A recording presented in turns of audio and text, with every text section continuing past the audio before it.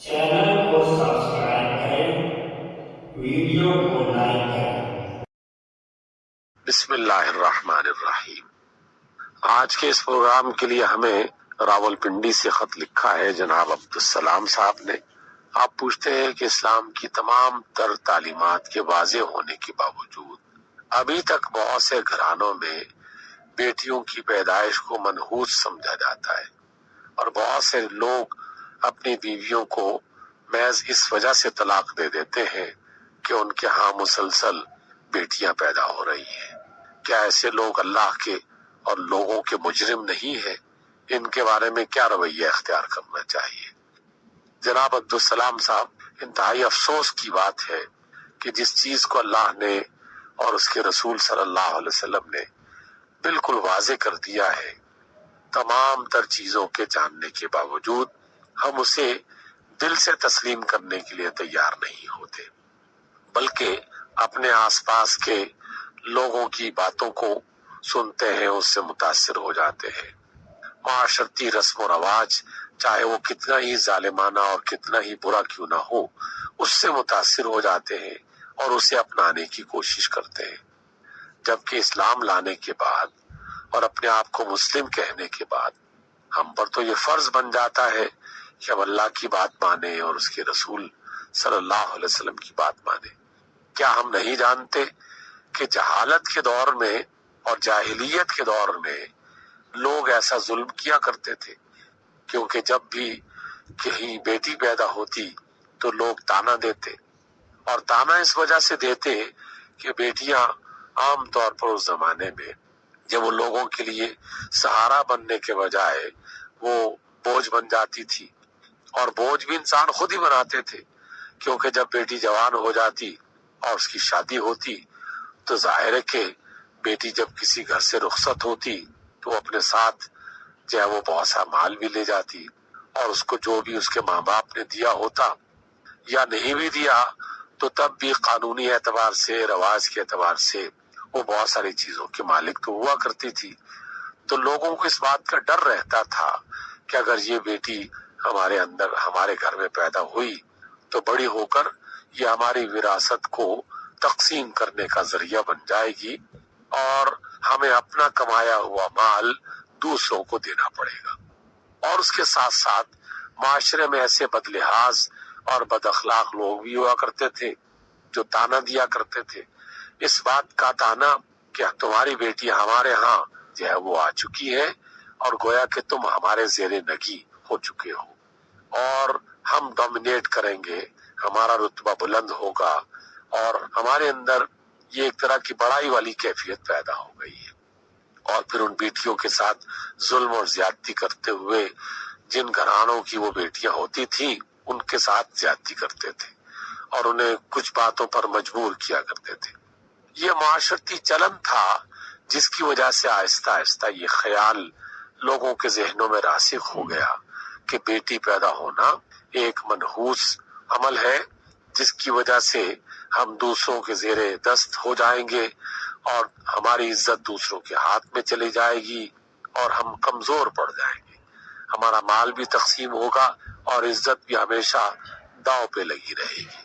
जबकि इसके मुकाबले में अल्लाह ने और उसके रसूल सल्लल्लाहु अलैहि वसल्लम बिल्कुल वाज़ेह अंदाज में उन्होंने बताया कि ये बेटियां अल्लाह की रहमत है।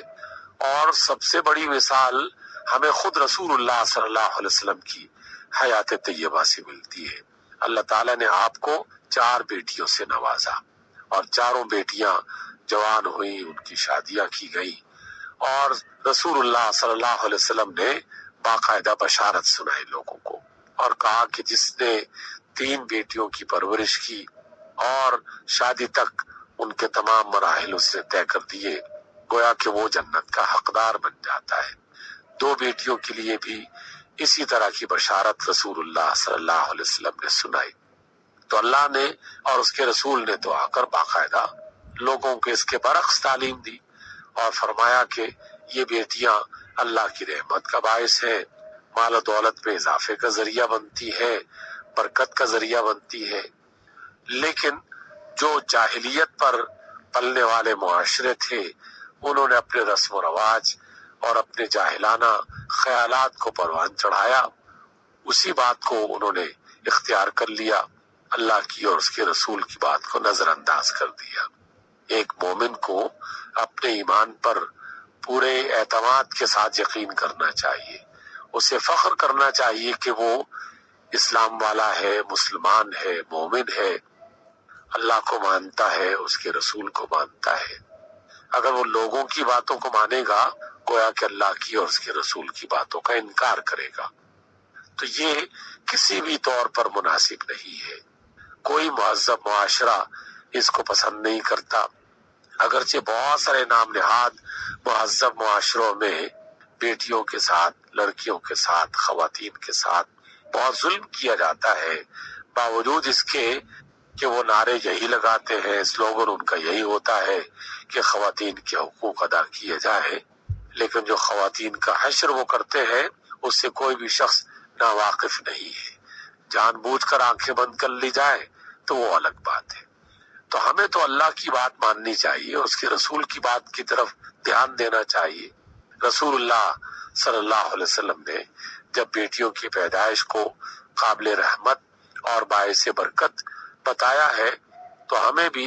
بیٹیوں کو باعث رحمت اور برکت سمجھنا چاہیے۔ ان بچیوں کی اچھی تعلیم کا بندوبست ہونا چاہیے، انہیں ہنر سکھانا چاہیے،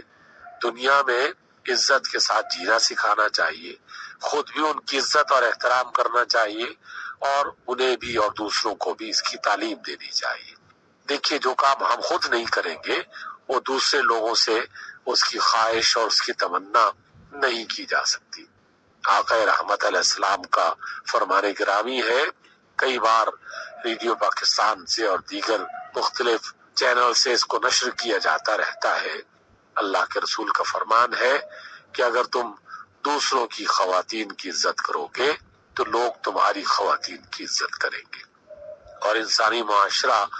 تو وجود میں ہی اس وقت آتا ہے کہ جب میاں بیوی کی شکل میں مرد اور عورت اس کا ایک جوڑا بنتا ہے، وہ ایک گھرانے کی بنیاد بنتے ہیں، اور اس کی بنا پر آل اولاد، اس کی نسل آگے بڑھتی ہے، اس کا سلسلہ آگے بڑھتا ہے۔ کیا دنیا میں کوئی بھی انسان بغیر ماں کے پیدا ہوا؟ سوائے اس کے کہ اللہ رب العزت نے